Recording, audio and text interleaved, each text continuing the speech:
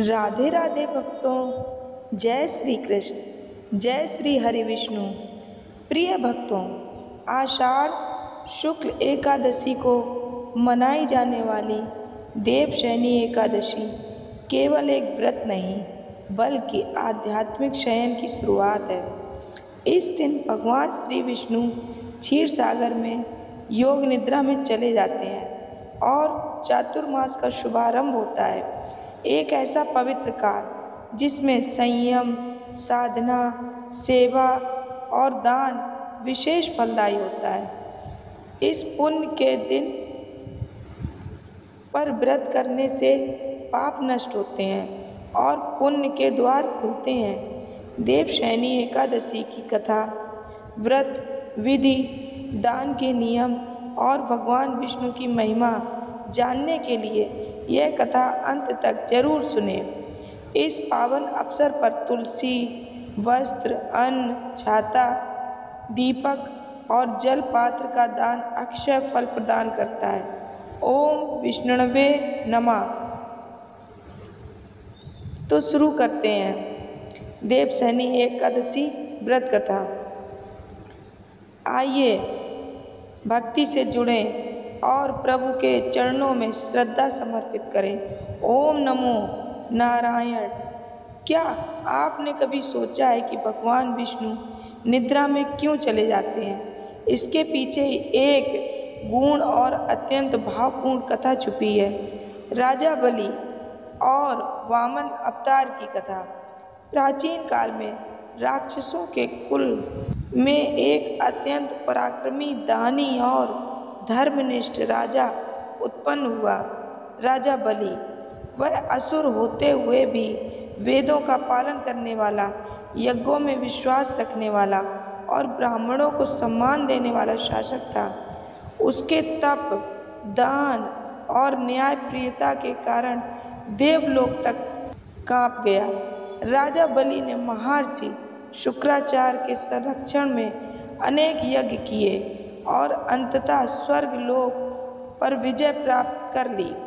इंद्र और अन्य देवता धरती पर भटकने लगे। सभी देवता ब्रह्मा जी के पास गए और फिर सबने मिलकर भगवान विष्णु से विनती की, हे प्रभु, धर्म की रक्षा के लिए अब केवल आप ही समाधान है।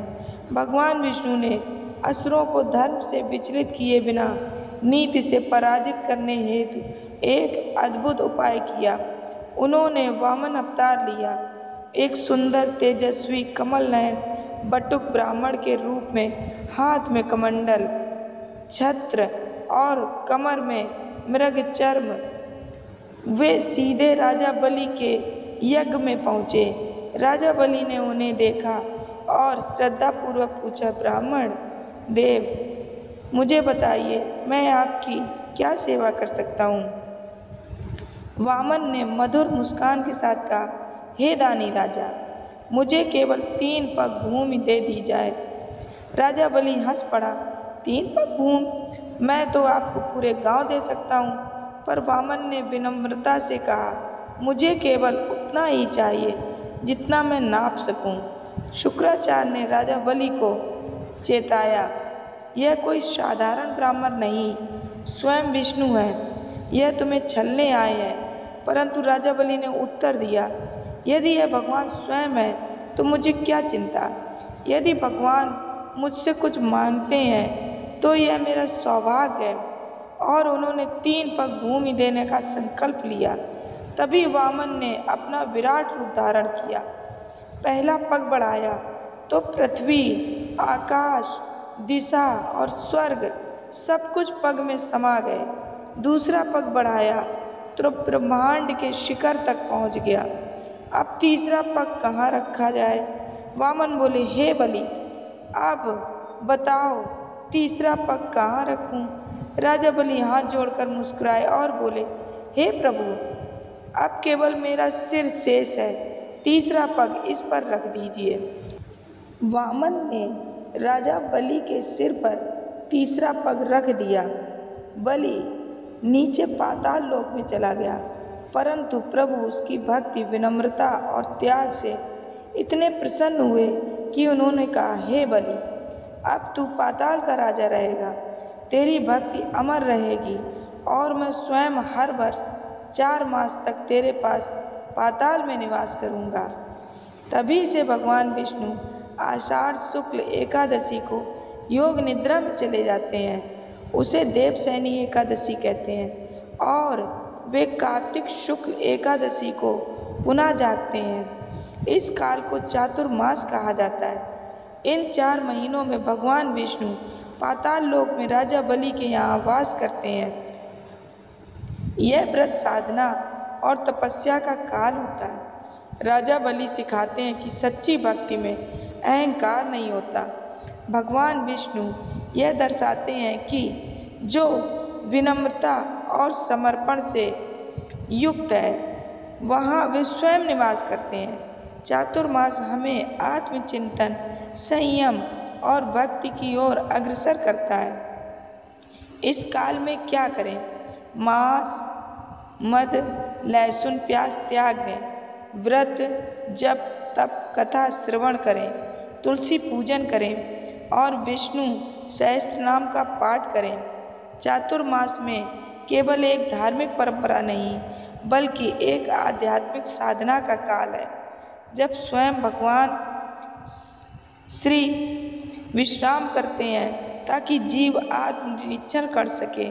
जिसका अहंकार समाप्त होता है वहाँ भगवान स्वयं निवास करते हैं। यही राजा बलि की कथा का सार है। भक्तों, देवशयनी एकादशी कथा श्री कृष्ण द्वारा युधिष्ठिर को सुनाई गई। एक बार महाभारत काल में जब पांडव वनवास में थे, उस समय धर्मराज युधिष्ठिर ने श्री कृष्ण से विनम्रता से पूछा, हे मधुसूदन, कृपया मुझे आषाढ़ शुक्ल एकादशी का नाम, महत्व और उस दिन किए जाने वाले व्रत की विधि विस्तार से बताइए। तब भगवान श्री कृष्ण ने मुस्कुराते हुए कहा, हे धर्मराज, यह एकादशी अत्यंत पुण्यदायिनी है। इसका नाम है देवशयनी एकादशी। इसी दिन से चातुर्मास का शुभारंभ होता है। जब भगवान विष्णु क्षीर सागर में शेष नाग की सैया पर योग निद्रा में चले जाते हैं। यह व्रत सभी पापों को नष्ट करने वाला, समस्त सुखों को प्रदान करने वाला और अंततः मोक्ष देने वाला होता है। फिर श्री कृष्ण ने राजा मानधाता की कथा सुनाई, जिसमें उन्होंने इस व्रत को करके अपने राज्य के भयंकर अकाल से मुक्ति पाई थी।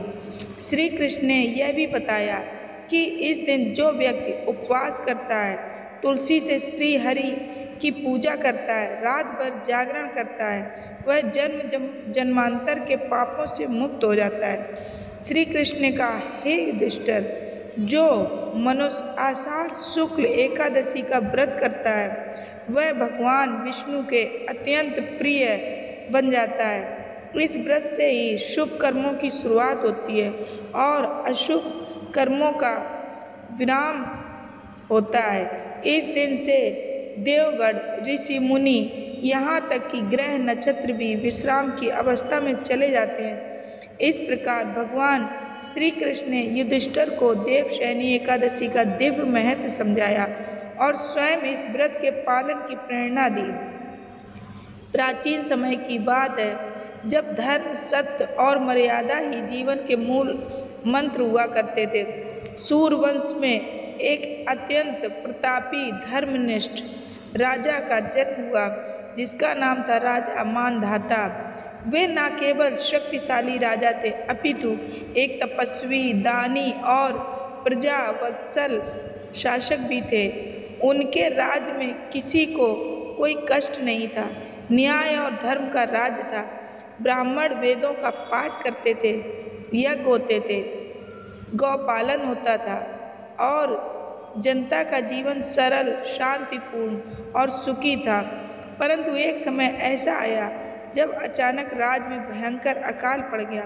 आकाश में बादल तो थे पर वर्षा नहीं हो रही थी। नदियाँ सूख गईं, तालाब कीचड़ से भर गए, पशु पक्षी भूख प्यास से तड़पने लगे, खेत बंजर हो गए, अन्न के भंडार खाली होने लगे और लोगों में भय का वातावरण उत्पन्न हो गया। राजा मानधाता ने तुरंत ब्राह्मणों, वेदयज्ञों और ऋषियों से परामर्श किया। उन्होंने अनेक प्रकार के यज्ञ, हवन और अनुष्ठान करवाए, वनों में जाकर तपस्या की, दान दिए, अन्य क्षेत्र खोले, लेकिन प्रकृति फिर भी मौन रही। सूर्य तपता रहा, धरती दरारों से भर गई और निराशा फैलने लगी। तब राजा ने एक दिन सोचा, हो न हो यह कोई आध्यात्मिक कारण है, मुझे स्वयं इस संकट का समाधान खोजना होगा। वे घोड़े पर सवार होकर जंगलों में, तीर्थों में, आश्रमों में ऋषियों की खोज में निकल पड़े। कई दिन की यात्रा के बाद एक पूर्ण भूमि पर पहुँचे, जहाँ महान तपस्वी ऋषि अंगिरा गहन तपस्या में लीन थे। राजा ने नतमस्तक होकर उन्हें प्रणाम किया और विनय पूर्वक कहा, मुनिवर, मैं आपकी शरण में आया हूँ। मेरे राज्य में भीषण अकाल पड़ा है। न जन, न पशु, न वनस्पति, कोई भी सुखी नहीं है। कृपया कोई उपाय बताइए जिससे मेरी प्रजा की रक्षा हो सके। मुनि अंगिरा ने नेत्र खोले, ध्यान से राजा को देखा और बोले, राजन, यह संकट कोई साधारण संकट नहीं है। जब सृष्टिकर्ता स्वयं विश्राम करते हैं, तब प्रकृति भी उनके साथ शांति में लीन हो जाती है। यह समय है देवशयनी एकादशी का। आषाढ़ शुक्ल एकादशी को भगवान विष्णु योग निद्रा में चले जाते हैं और तभी से 4 महीनों का चातुर्मास प्रारंभ होता है। यदि तुम इस विशेष व्रत को पूरे मन से करोगे और प्रजा से भी इसका पालन करवाओगे, तो भगवान श्री हरि की कृपा से सब कुछ पुनः सुचारू हो जाएगा। यह सुनते ही राजा को जैसे जीवन का नया मार्ग मिल गया। वे तुरंत अपने महल लौटे और अगली देवशयनी एकादशी की तैयारी में लग गए। पूरे नगर में घोषणा करवाई गई, भगवान विष्णु की सेवा हेतु हम सब देवशयनी एकादशी का व्रत करेंगे। जो भी भक्त इस दिन व्रत करेगा, रात्रि को जागरण करेगा, श्री हरि की पूजा करेगा, उसे अक्षय पुण्य प्राप्त होगा। राजा ने स्वयं ब्रह्म मुहूर्त में उठकर स्नान किया, पीले वस्त्र धारण किए, शंख, चक्र, गदा और पद्म से विभूषित भगवान श्री हरि की सुंदर मूर्ति की स्थापना की और तुलसी पत्रों से पूजा की। उन्होंने विष्णु सहस्त्रनाम का पाठ किया, गीता का पाठ किया और नंदी मुख ब्राह्मणों को भोजन करवाया। समस्त नगरवासियों ने भी व्रत का पालन किया। रात को मंदिरों में दीप जलाए गए, भक्त मंडलियों में भजन कीर्तन किए गए। ओम नमो भगवते वासुदेवाय के मधुर स्वर गूंजने लगे। राजा स्वयं रात्रि जागरण में बैठ गए और भगवान से हृदय से प्रार्थना की, हे नारायण, हे अनंत, कृपा करो, वर्षा हो, अन्न उपजे, प्रजा सुखी हो और सृष्टि में पुनः संतुलन आए। कि सच्ची भक्ति से प्रसन्न होकर भगवान विष्णु ने स्वयं स्वप्न में दर्शन दिए।